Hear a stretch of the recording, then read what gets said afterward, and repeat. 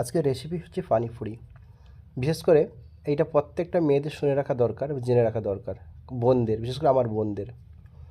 এখনকার দিনে অসাধু ব্যবসায়ীরা, অর্থাৎ ফুচকা ব্যবসায়ী বা পানিপুরি ব্যবসায়ী, প্রত্যেককে টক্সিন নামক একটা পদার্থ দেয়, যেটা তেঁতুল বা আমলির বিকল্প টক হিসাবে ইউজ বা ব্যবহার করে।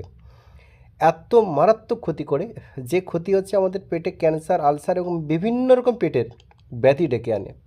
তো যাই হোক, তোমরা সবাই কী করবে, যখন টক তেঁতুল জল বা ফুচকা খেতে যাবে, দেখবে যে তেঁতুল জলের কালারটা একদম পুরো কালো আছে কিনা।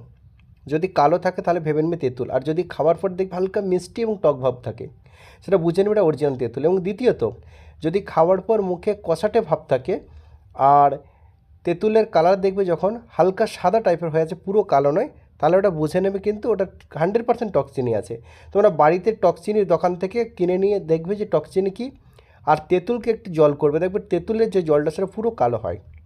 এবং তাই প্রত্যেকটা কাকুকে জিজ্ঞেস করলে বা কাউকে জিজ্ঞেস করলে, কোনো ব্যবসায়ীকে, তারা কিন্তু কখনো বলবে না যে আমি টকচিনি ব্যবহার করি। কোনো ব্যবসায়ী কিন্তু তোমাকে সত্যি কথা বলবে না, ঠিক আছে? তাই যে কোনো জিনিস জানার আগে একবার আমাকে মেসেজ করে নিও। আমি আবার তোমাদেরকে নাম্বারটা বলে রেখেছি, 8768915712 আমার নাম্বার। আমি চাই মানুষ ভালো থাকুক, মানুষের ক্ষতি কোনো কারণ না হোক, এটাই আমার লোক। কীভাবে কী করতে হয় আমি সব কিছু তোমাদেরকে বলে দেবো, ভালো করে জানি।